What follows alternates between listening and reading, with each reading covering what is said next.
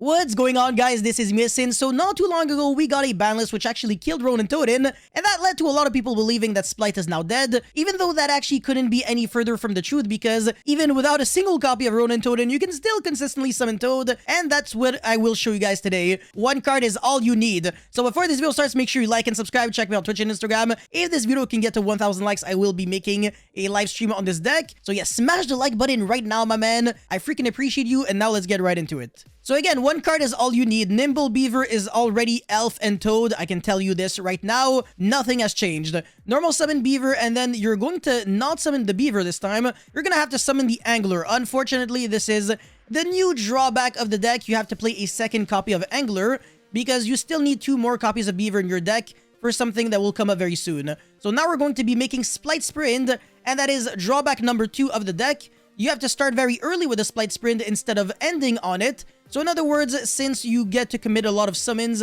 without going into Gigantic SPRIGHT, you do open yourself up to getting Nibiru'd. But if your opponent doesn't play Nibiru, then this is Happy Land for you because you're going to be able to make Gigantic SPRIGHT and then detach to summon your Swap Frog, use the effect to send Swap Frog, and now make the SPRIGHT Elf using every monster except Swap Frog, obviously. Revive back the Swap Frog, don't use the effect because there's kind of nothing to foolish, you know what I'm saying? And now we're going to be making Toad and pass turn there. So Elf and Toad with one single card, not too bad, not too bad. But again, this is just combo number 1. It gets much better than this. Alright, combo number 2. What happens when you draw, let's say, Swap Frog and SPRIGHT Blue? This used to be really explosive because, of course, you got to send the Ronin Totem, and then if you wanted to summon another Swap Frog, you could use the effect again, and then use the Ronin Totem as like kind of extender to link off, and then revive back to make the Toad.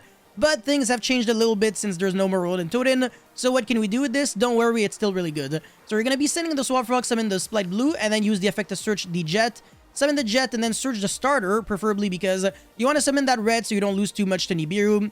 And then summon number 5 is going to be the Gigantic. If your opponent Nibiru's you right now, you do have the red to negate, and you're going to be special summoning the Soul Scissors with the effect of Gigantic SPRIGHT. That's actually really cool because it does have a graveyard effect. Anyways, SPRIGHT using the Gigantic SPRIGHT as well as the SPRIGHT Blue, send the Angler. Going to be summoning Double Beaver from the deck. So in other words, you end on the exact same amount of cards, but you have a SPRIGHT on the field, which is an interruption on your opponent's turn. Yes, it's actually really good. Anyways, Elf revive back the Swap Frog. A little issue is that SPRIGHT Elf has to be in the main monster zone so that the Toad that you will summon can be targeted. Of course, always trying to give you guys the pros and cons of every single combo. But it is what it is because if you can do all of that and have an extra interruption in the form of SPRIGHT, being able to bounce back a monster on the field whenever a monster is special summoned by detaching a material from your Xyz monster, you know, it's all good in the hood. So that's a lot of interruptions.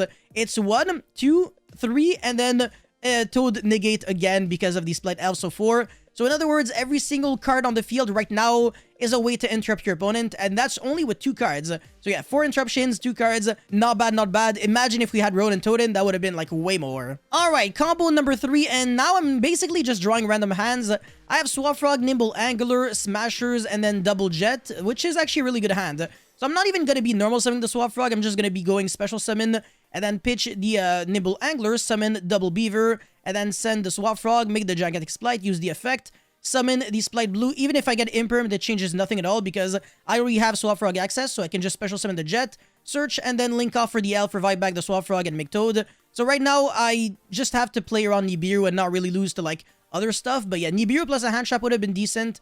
But it still doesn't matter because I had the Double Jet and I never used my normal summon. So even if I got Nibiru, that could go like normal and then special. And then search the starter, I still have Smashers, etc. So it does nothing at all. Anyways, I have Toad, Carrot, Red, Gigantic, Smashers. This is insane, man. This is crazy. I literally blinked and I was able to end on all of this. Like, imagine how consistent the deck is. The fact that we're going to be getting SPRIGHT really changes everything because being able to consistently bounce back a monster on the field every single time a monster is summoned, well, obviously once per turn, on your opponent's turn, on your own turn, even by detaching a material from Gigantic SPRIGHT. So even if you can't make Toad, it really doesn't matter. A lot of people have asked me, Yasin, what do you think is the best variant of SPRIGHT? And I'm usually hesitating between Runic and Tri-Brigade version. However, I want to say the pure SPRIGHT deck could be very interesting if you know how to deck build it very well. And another thing that I want to say is that if you want to, you can actually just say bye-bye to like the Swap Frog package and actually play with D-Shifter in the main deck. That would be a very good meta call to beat tier elements. And if your tournament experience is like 10 billion tier elements, you will basically go undefeated. That I can guarantee. Anyways, that's it for this combo. Let's get right into the fourth and final combo now. Alrighty, so this is the fourth combo, but before proceeding, friendly reminder to like and subscribe. I really appreciate you guys so much. Thank you. And now let's get right into it. So my hand has Pixies, Super Poly, Satchula Fenrir, Nimble Beaver, and Splight Starter. This hand is so ridiculously overpowered that I basically have to put in the effort if I want to lose. I have to do like everything incorrectly, like draw face Splight Starter, and then realize that I can't summon the Fenrir because I control a monster now.